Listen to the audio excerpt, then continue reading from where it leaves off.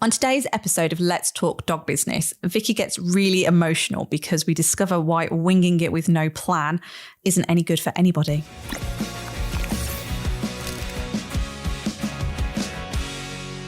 Why did you start your dog business, Vic? So I started my business to prevent problems in dogs because I worked in rescue at the time. So I wanted to play my part in preventing the problems that people relinquish their dogs in rescue for.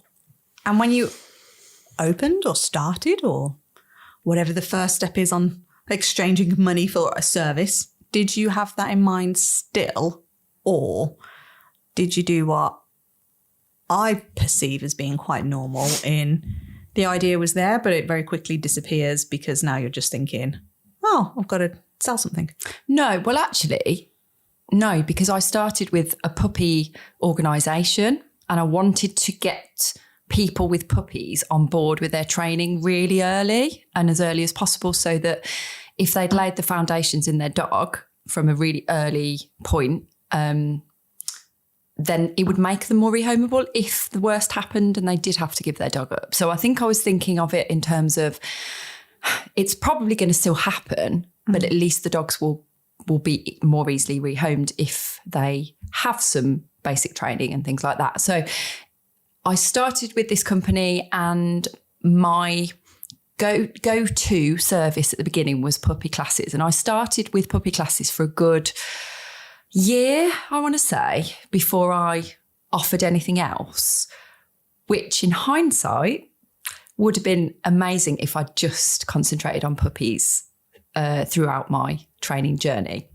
But like many other people, I got the FOMO of turning people away that had got anything over 5 months old, because that's all I would take in my puppy classes. It was quite specific, the criteria that you had to meet to be able to come to those puppy classes. So very often, as we know, people don't think early enough and then their dog becomes adolescent and then they need the help. So I started seeing or getting lots of inquiries where people were having dogs that were like 7, 8 months old. And I was saying, I'm sorry, they're too old, they're too old, they're too old. I'll start a service so that I can take those people on. And that's where it kind of then became puppy classes adolescent. Then I did a follow-on if you'd done the puppy classes. And that's how my journey went with it. So it started with really good intention. It started with, I'd love to be this amazing puppy guru person type thing. But because of the lack of support, I would say in several areas, it wasn't, the blame didn't lie just with one reason. I would say it was like a multifaceted thing really why I didn't continue down that road. But I suppose the only regret I've got through the 16 years that I've been doing training is that I didn't just focus on puppies, because I think things could have been very different for me. However, things will happen for a reason and I wouldn't be sat here now if that's the case, probably. So yeah, what about you? In all honesty, I can't actually remember. I don't know.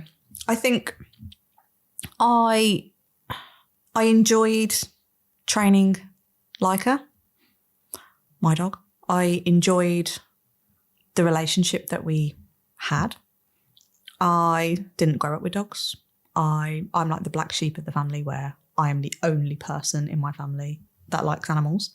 The rest of them are like, ugh, God, why? Why? That is quite an unusual thing, isn't it? That you didn't have dogs as a family and yet you ended up training dogs. Yeah, totally weird.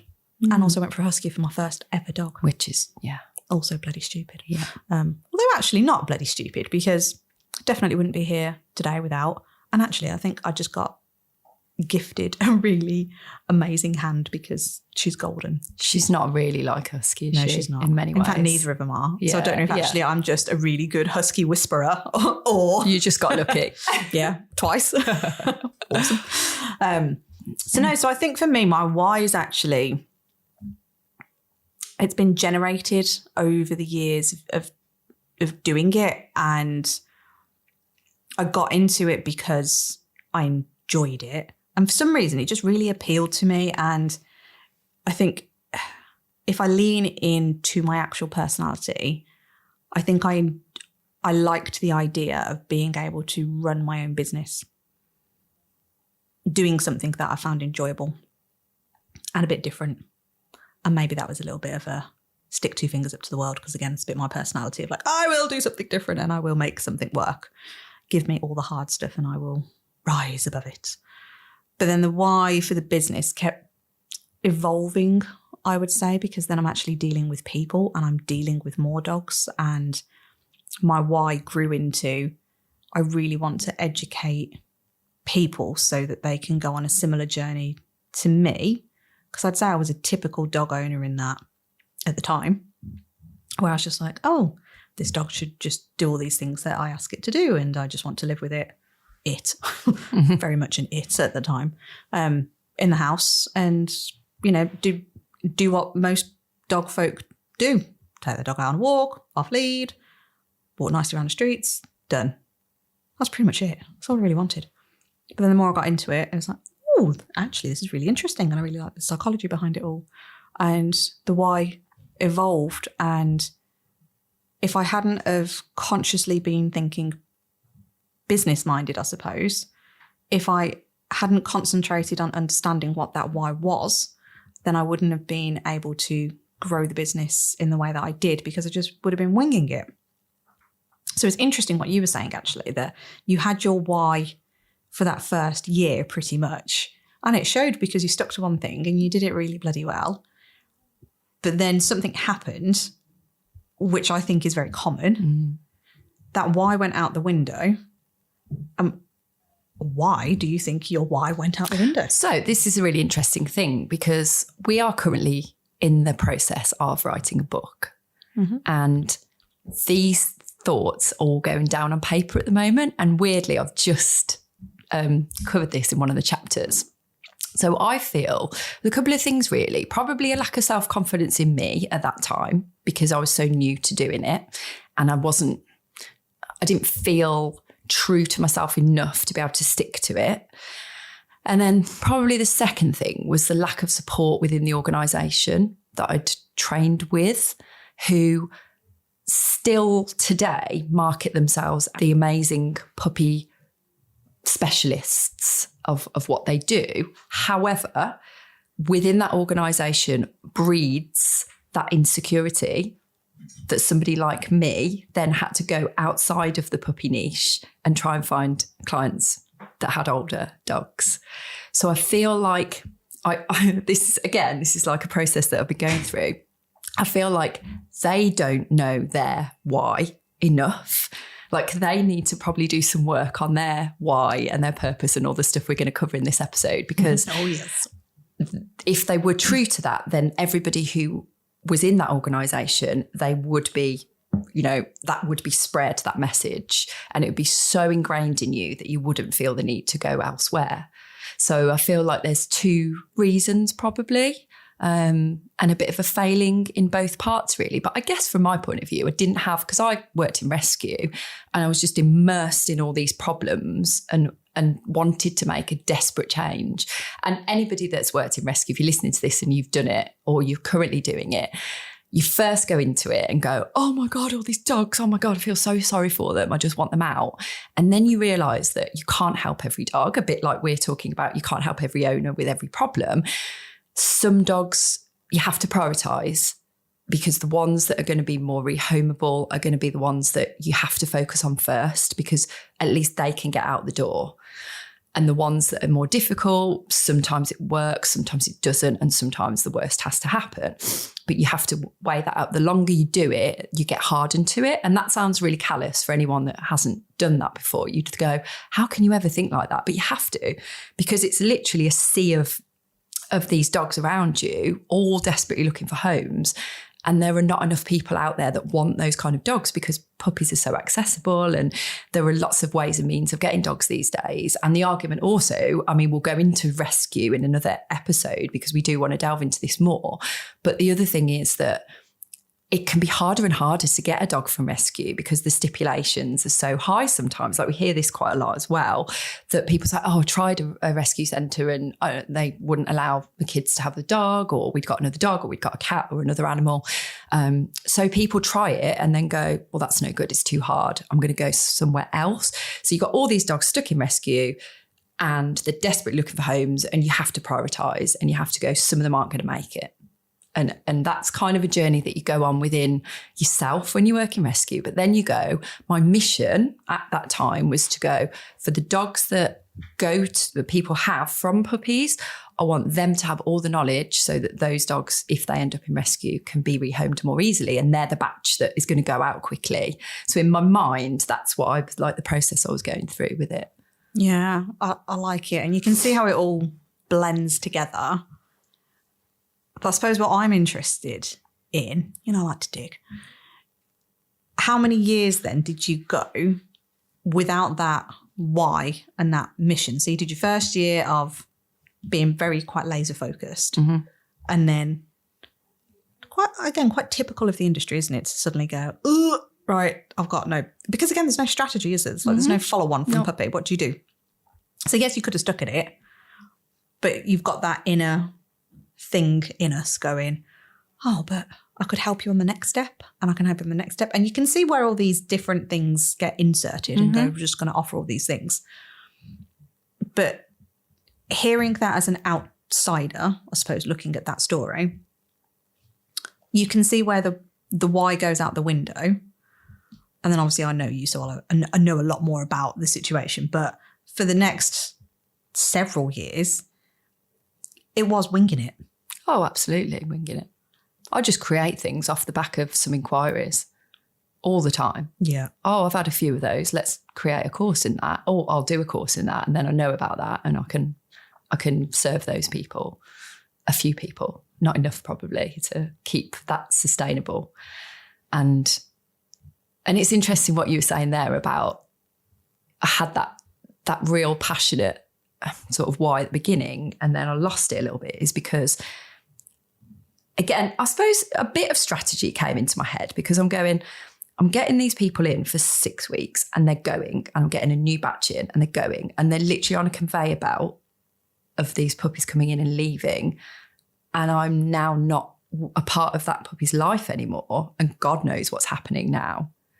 So instead of going, let's retain that person within one complete service for a longer period of time, which is so alien to most dog trainers to do, I was like, I will let them finish, maybe have a little break, and then I'll ask them to come back to do another 6-week segment, and then they might go again, and then they might come back again.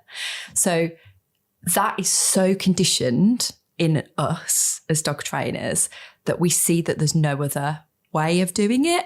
And the way we do things now is so bloody simple and so smooth from a customer point of view that why don't we think like that? And it's because your background in business means that you were looking at it not from a dog training specific perspective. You were looking at it from because we're going to do an episode on customer journey anyway, but from a customer journey in any industry, how you can make that as smooth as possible, how you can make the whole process as easy as possible, and what can make it results driven and the outcome exactly what the person wants.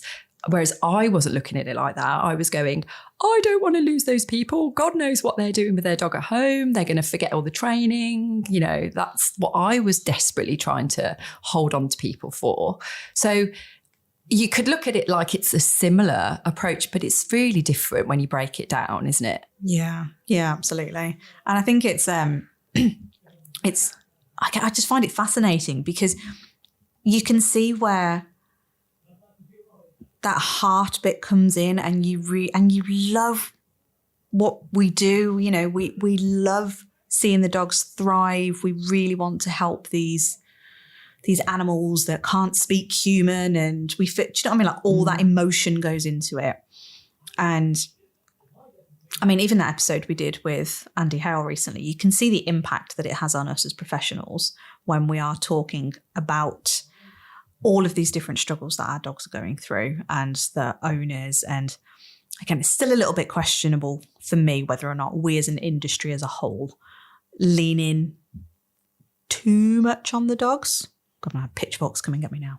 But there is a human attached to it. So we have to think about it. And I think when you haven't got a really clear why to your business, you do wing it. And unfortunately, winging it in some cases, it may serve you really well. I mean, it kept you in business for 10 plus years. Yeah. So arguably it wasn't that bad. But in reality, what was that? 15, 18K-ish? About 18 max. Yeah. But also, I put absolutely everything into everything I did. And I'm not saying that other people don't, because I know that they do. But oh my God, I can't tell you the feeling. Everyone who runs classes or does training in some respect, more so classes, because there's more opportunity for things to go wrong in a class because you can't control all of those people, all of those dogs. We think we can, but we can't.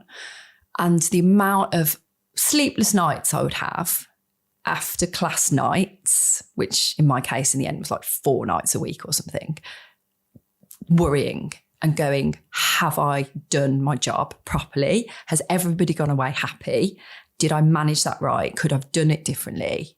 And just that, I know that I would have put 110% in, but there's always times where you go, I should have done that. I should have done this. And you're beating yourself up about it. And this happens a lot. It's self-sabotaging and it's almost a bit self-rewarding because you go, if you came away from a class and everything was just like perfect, you'd be like, I missed something there. Like, why was it? Why do I feel like this? So it's a weird feeling if you come away going, yay, it was all great. So that's just really strange as well. So then I go, well, I had to put so much energy into that. I'm zapped of energy. Like I'm literally drained. And it used to take me I'd binge like stuff on Netflix after because I couldn't just switch off and go to sleep because everything's whirring around in my head. Now, I never get that now. I don't walk away from a session, or very, very rarely walk away from a session taking on the burden of everybody else's problems, which is a huge problem in this industry, and one Andy Hale again talked about last week. We're the person coming in to help everybody's problem, and we're taking that problem on our like shoulders, and there's no support for us to be able to deal with that. So because again, we're coming back to that, the customer retention, the relationship, the way that you structure sessions, the fact that you've got longer to deal with these problems means that you don't have to cram it all in. And therefore, as a trainer, our mental health is improved off the back of it. And a weird tangent off of that question that you just asked me there, but I feel like one that is worth like exploring. Yeah, it all comes back around, doesn't it? And because everything we're talking about is so interlinked, it's not a case of you just do this and then that is a standalone thing. Everything has a knock-on effect. Everything is intertwined and it all just works together. It's like behaviour, you're teaching a dog behaviour. You're going to, even if you teach it one skill, it's going to transfer it into something else because it's a behaviour. Well, like we said before, you can't train a dog without understanding behaviour and vice versa. So arguably every trainer's behaviourist and vice versa. Yep. God, that's a whole episode. Oh, God, yeah. But it just, for us, like we've really been focusing a lot lately, both with our clients and in our own businesses since we've done the merge as well. What's the purpose of that business? What is the reason it exists? Which then, you can go into some businessy technical terms now where you're making sure that you've got a mission statement, a vision statement. And we won't go into the detail on this because they can be quite hard hitting. An elevator pitch. That's another one with. Love an elevator pitch. Yeah, so it's being able to articulate to somebody when they ask you what you do. How do you answer that question? And it should be really simple. Really simple. But not too simple like, I'm a dog trainer. Yes. It's got to be it should be a nice sentence, shouldn't it? Yeah. Clearly stating almost the purpose of your business and who you can help and what kind of the solution is, but just really nicely wrapped up. Because that way it gives you so much clarity on everything you're doing. If you know the purpose and the why of your business, you are going to be able to tweak your marketing. You're going to be able to actually know what to market, because I think that's another problem we all have. What the hell do you market? How do you use social media? How do you all this stuff? And then, of course, you go and you find a coach that can help you on your social media strategy because that's the thing that you think you need to focus on. And it's an element of it. But you can't do that if you don't know why your business exists. No. And it's a bit like the episode we've just done on estate agents and like listen to that episode if you haven't, because we kind of talk about this a bit more about somebody with really mixed messaging means that you're potentially going to alienate everybody instead of attracting everyone. Yeah, it's just got to be so clear. And this is where, to us, business is actually really simple, but we overcomplicate the crap out of it. And it's simple in a way that it's a bit grey, isn't it? It always sounds really contradictory. A bit like dog training. It's quite simple when you know how. It's really simple if you follow the steps that somebody provides you and gives you the support on. But without it, when it's not your bag, you're gonna go off on tangents. You're gonna go off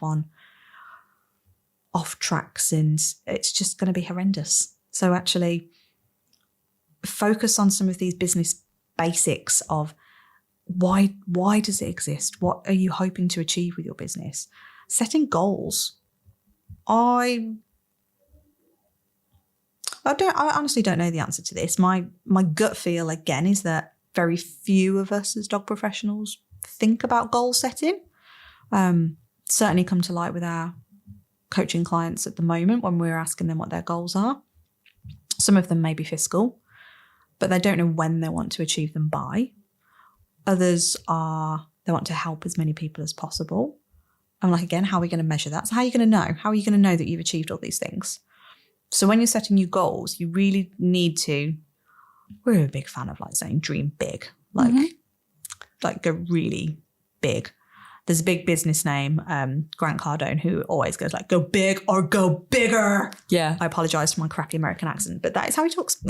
Yeah. The go big or go home thing, he just completely dismisses and goes, go big or go bigger. Because if you put a ceiling on something, you're only going to push to that ceiling point. Whereas if you put a massive, great big ass goal, then if you go below that goal, you've still gone big. Yeah. So that's his kind of philosophy on that, I isn't love it? It's And definitely we do love we it. do, yeah. We do Grant Cardone accents quite a lot to each other. Come on, hustle, Grant.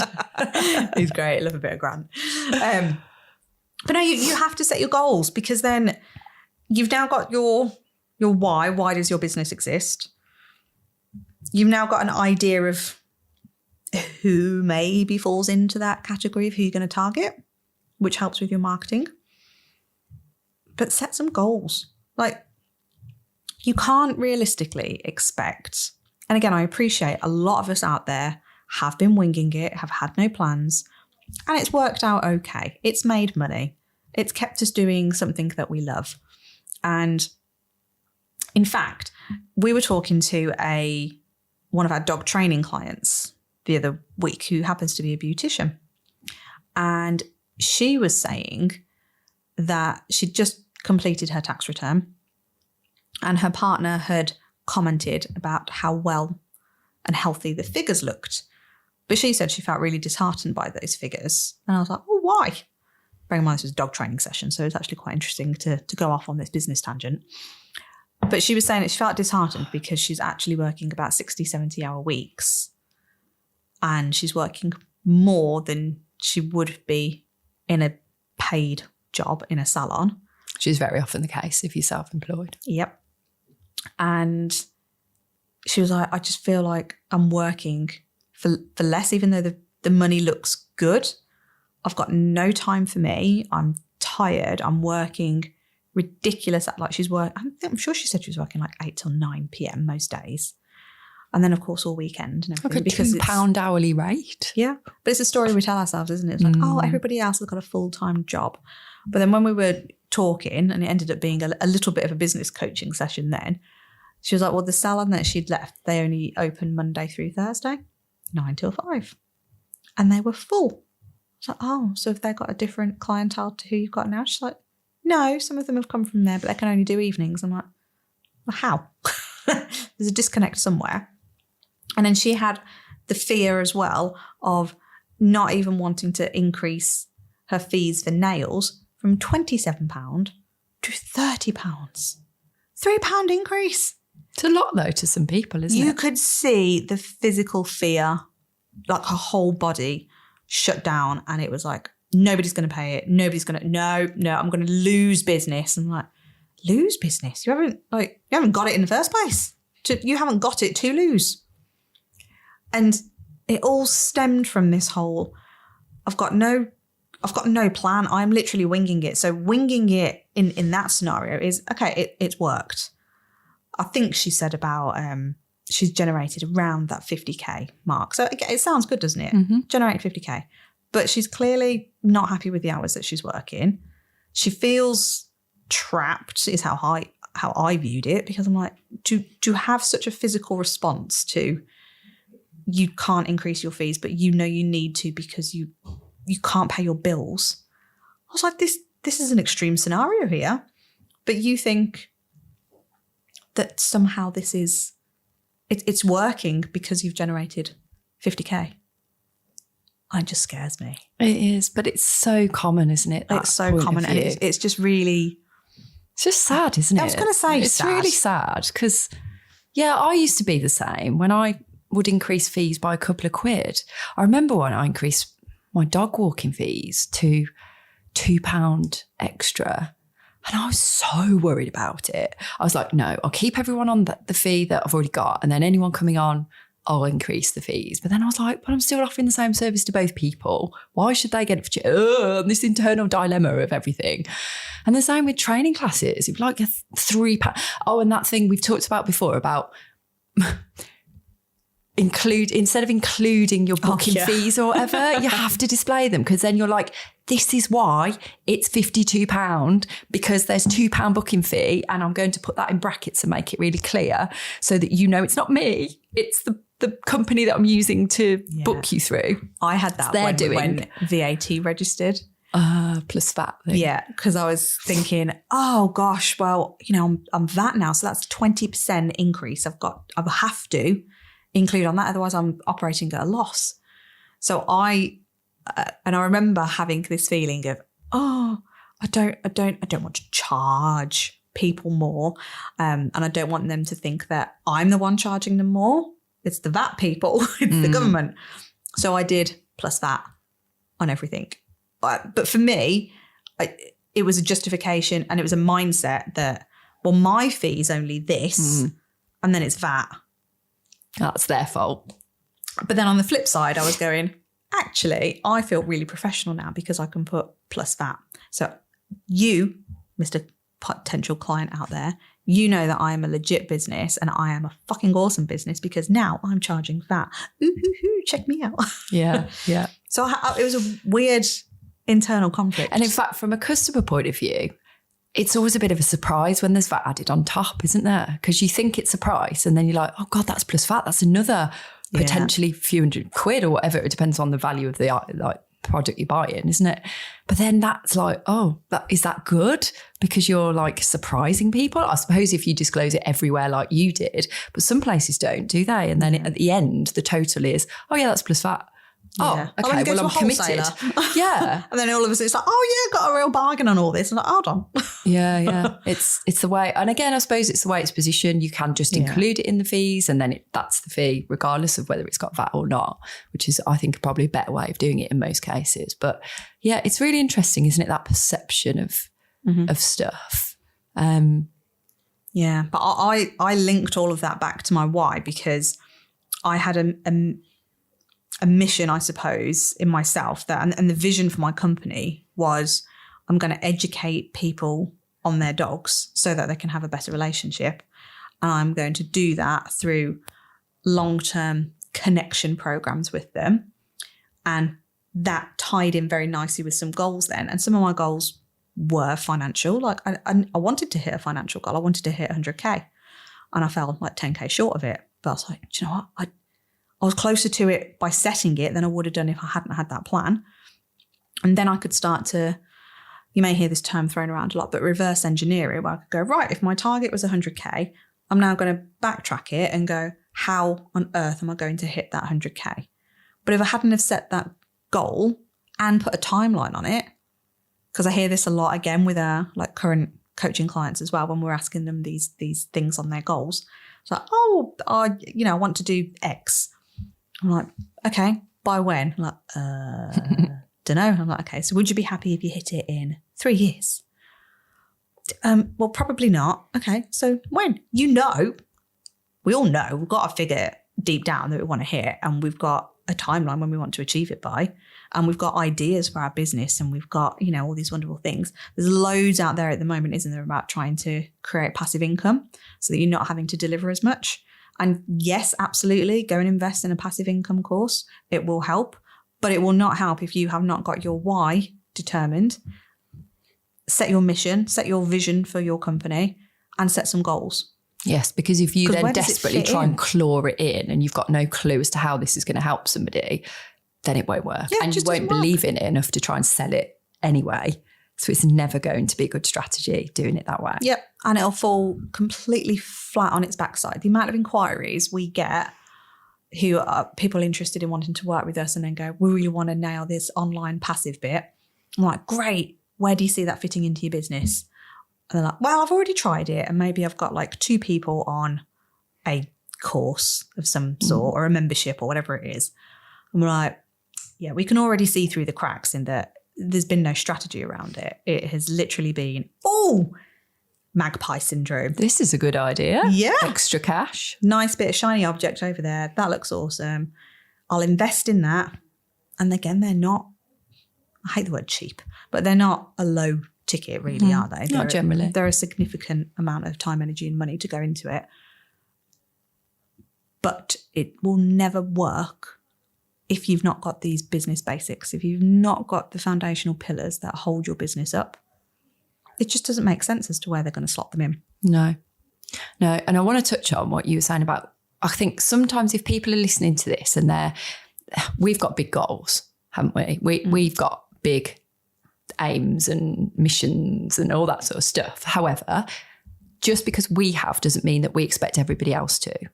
So your goals and missions are whatever they want to be for you. And we like pushing people a bit because sometimes we get surface answers, don't we? And we know that that's not the truth. So we will push you. If you work with us, you'll understand. For those that work with us, you'll be like nodding along going, yes, they made me cry. They did it in a good way, by the way. I'm turning people off now. But we like kind of discovering how you truly feel and what your dreams really are and what really drives you so that we can then help you make those achievable goals for you. And it's bespoke to you because we don't ever want to push anybody out of their comfort zone, because if we do that and you're not ready for that, you won't reach them anyway. You're going to fail at those goals anyway. You won't be successful in them. So why would we want somebody to aspire to goals that they know they're never going to achieve or they're not ready to achieve at the moment? Maybe they will be for the future. Maybe in a year's time, they'll be thinking more positively and their mindset has shifted and everything.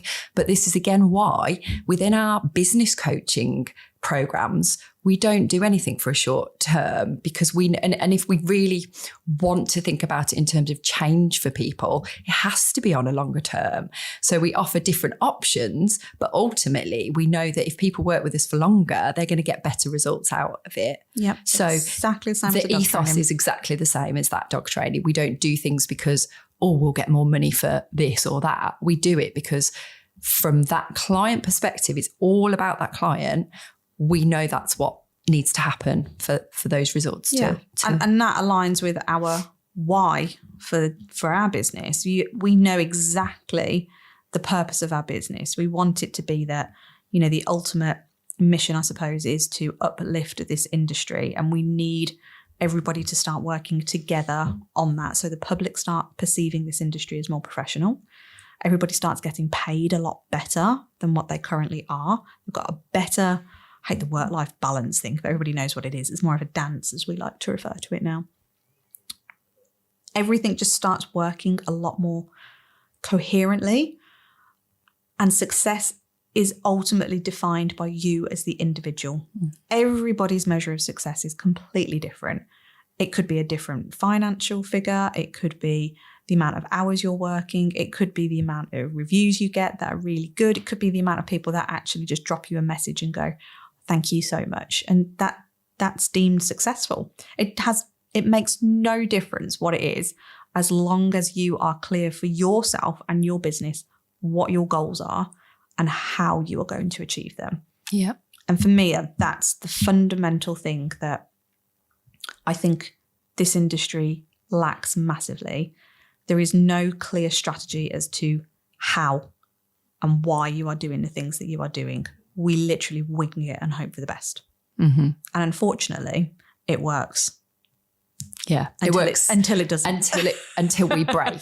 Yeah, because we can't do that anymore because we're done and we're drained and we're frustrated and we're burnt out. And those common things that, again, on Andy's episode, we talked quite a lot about. So, and I just wanted to touch on something that we talked about before that came up when you were chatting there about money. And if we have goals about income, so if we set ourselves a goal of we need to make 3K a month to be able to achieve that bigger goal for the year. A really common misconception is if we start thinking money in our business, we care less about the dogs and we care less about the clients. And it absolutely all is shaped to get, it's all part of the picture. Yeah, it has to be. It has to be, because if you're not being paid enough to live, enough to be happy in your life, enough to have a positive mindset about everything, then how are you going to show up for your clients and deliver the amazing service that they're expecting from you, because they're paying you their hard-earned money? So it's all like a domino effect. Yeah. And so never ever think that if you start having targets that are financial, that is going to take away from your clients, because it won't, because it will add to their experience, not detract. Yeah, it will, because you'll get to invest in yourself more. You get to invest in doing more dog knowledge. So when these new up and coming courses and, you know, these things come up that you go, oh, I really want to do that. I really want to go to that conference because that's actually going to enhance my knowledge that I can therefore pass on to my clients. You've got the money to be able to do that. If you need to invest in a mindset coach, you can do that to help you deliver a better service to your clients. Everything has to come into reinvesting into yourself, reinvest it into the business, reinvest it into the business in terms of getting systems that are going to alleviate a lot of the pain points for you. Invest it into the business by outsourcing the shit that you don't want to be doing, like any website stuff, or all the stuff that we as dog trainers are not destined to do. We are a dog trainer. You train dogs. You get hands-on with dogs and people. You don't do all this system stuff. So we try and do everything. And it's because we are not... I've got no problem talking about money, and I wish it would be more normal for people. It's not a dirty thing. I have bills to pay. I have mouths to feed. I have got 2 little people that we're trying to home educate. And in order to do that, I need a lot more money in other cases because I want to open up more experiences. And that's my choice. I know I don't have to do all these things, but I want to. And I want to deliver an amazing service to our clients. And we want them to love working with us and to feel valued. And all of that is part and parcel. There is no differentiation in any of it. Every ounce of money that comes into our businesses, we reinvest it. Technically, our businesses are in debt at the moment, a huge amount of debt, because anything that we've brought in, we've reinvested it back into the business. We haven't paid ourselves in the last few months. No, we haven't. Because it's been reinvested. And we always said that we are going to be completely transparent, open, raw and real with you all, because it's our journey and we want you to come along for the ride with it. And this is our choice to do it. We are reinvesting it because we know in a period, in the next year or so, our strategy is that money will start being recovered, the debts will be paid off, and then the business will be in profit. But see, we're getting opposing opinions to ours at the moment on this, because we're investing quite large amounts of money at times with different things that we're doing, which again, as Joe said, it's all strategic. It's not, we're just chucking some here and some there and hoping for the best. Yeah, we've said no to things. Oh, we've absolutely said no to things. And we know that the things that we are investing it in are a bit of a longer game. So for example, this podcast is we want to do this podcast to get this message out to you because we feel like we've got this big mission to achieve. But at the same time, this podcast gives us a platform and a voice. And so that's a strategic decision for us.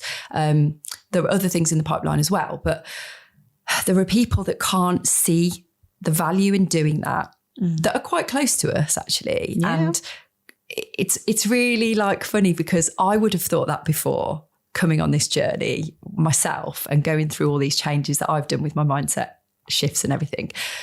And I get that people would think like that. And because you guys that are thinking about changing your businesses and want to maybe take some of the advice that we give and implement it, you're probably going to get that judgment as well and go, well, hang on a minute. If you want to make more money, why are you spending money on things? Like, it doesn't compute, does it? No. You can spend a lot of money on things that are never going to give you a return, or you can invest in things that are maybe going to take a little while, but once you do all the things, it's going to give you a massive return.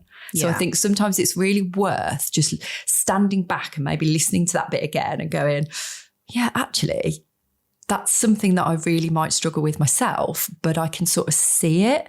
So if you believe in it enough, then it doesn't matter what others around you are going to think. Yeah. No, nobody can. And again, this is where you need to determine the purpose of your business and what you actually want to achieve within it. Because it doesn't matter what we say. It doesn't matter what anybody says, really. If you are genuinely quite happy with the amount that you are bringing in and the hours that you are working and the clients that you are seeing, fantastic. It's not for us to say change anything, is it? It's absolutely do all of that stuff. We are aiming this podcast, I suppose, at everyone who has that little niggling feeling under the surface that goes, I could be doing more. I could be better. I could have a business that works harder for me and that I actually love. I want to fall in love with what I'm doing again. Or I don't want to make any mistakes if you're just starting out. I want to do everything, air quote, the right way. And there is a right way. There's getting the building blocks in. Yeah, I would actually, rather than seeing it as the right way, seeing it as the way that someone else has done it that's worked really well. Yeah. That's all the advice we give is what has worked for us. And we always say this to our coaching clients, don't we? Like, we can only advise you on what we've done that is a brilliant model as far as we're concerned. There are other ways of doing things, obviously. And you have to do what feels right for you, because there's been, some of our clients have kind of felt, maybe that isn't quite right for you. And we're totally accepting of that and go, right, okay, so if that doesn't feel quite right to you, what else can we do that is right for you? And again, going back to that journey of, it takes a little while for you to get comfortable with these things. So even if it's not right for you now, it might be later on, and it might be a change that you can make further down the line. Yeah. And it's never our expectation we don't want people to hear our story and go, oh, well, I need to follow that exact same journey, because you're you and you'll do things differently to us. Yeah. So you need to know your why. You need to stop winging it and going, what's the purpose of my business? How am I going to achieve it? What goals am I going to set? So if all you take from today's episode, it's write down the why, figure out your purpose, write down the vision of your company. What does that look like in the next year, the next 2 years, the next 5 years? It's quite scary to do that. I quite like it, but of course I would. Of course I would. But a lot of people, it's a long time, 5 years to look ahead. I'd never, ever, ever considered doing any of these things in my business previously. Look at you now. Oh, I know. I'd never even thought, because nobody around me was giving this advice, because I wasn't in those circles. Like, you don't just get that advice anywhere, do you? No, it's not common knowledge. It's I say specific knowledge. It shouldn't be specific knowledge, but it is. It doesn't just... You don't surround yourself with all of that kind of stuff day to day unless you look for it and know where to go for it. So I just, again, I've mentioned this before, like, I wish I knew then what I know now. But again, I don't, because I wouldn't be sat here now, like, telling you all the journey that we've both been on, but specifically my journey and how, like, knowing, being in it before and being in it now are two polar opposites. Mm-hmm. Oh, yes. They're so, so different now. And I know I say this a lot, but I can't underestimate how different it is for me. And do you know what? Oh, my God, it makes me, like, feel a bit emotional when I think about it. You look a bit emotional. I know, I do. Oh, God. Yeah, it makes me feel emotional because Oh God, actually is. Yeah, it kind of hits home about how, oh my God. She's going to go. Oh, I am going to go. It hits home about how much it's changed me. And I feel like you need to talk now, Jo. Oh, she's actually welling up. This is why we do what we do, because Vicky's not the only one to feel like this. I can't look at you. You're going to set me off. This is exactly why we do what we do. We want you to love your business. We want you to be proud of your achievements. We want you to create a movement in this industry that is so needed. So take away from today, actually genuinely love what you do. Write down why you are doing what you're doing. Set yourself some goals and figure out how you are going to achieve them. And if you need help in achieving those goals, then reach out to us, reach out to someone who you genuinely think can support you on that journey, because you cannot do it alone. We can't do it alone. No. And we will always reach out for help, both with each other, both with our mentees and our mentors. Mm-hmm. We need both. And we need a network of people around us to create this movement. Yeah. Sorry, everyone, for getting a little bit emotional. If you enjoyed this episode, we would love you to subscribe and follow and share to everybody that you think it would help.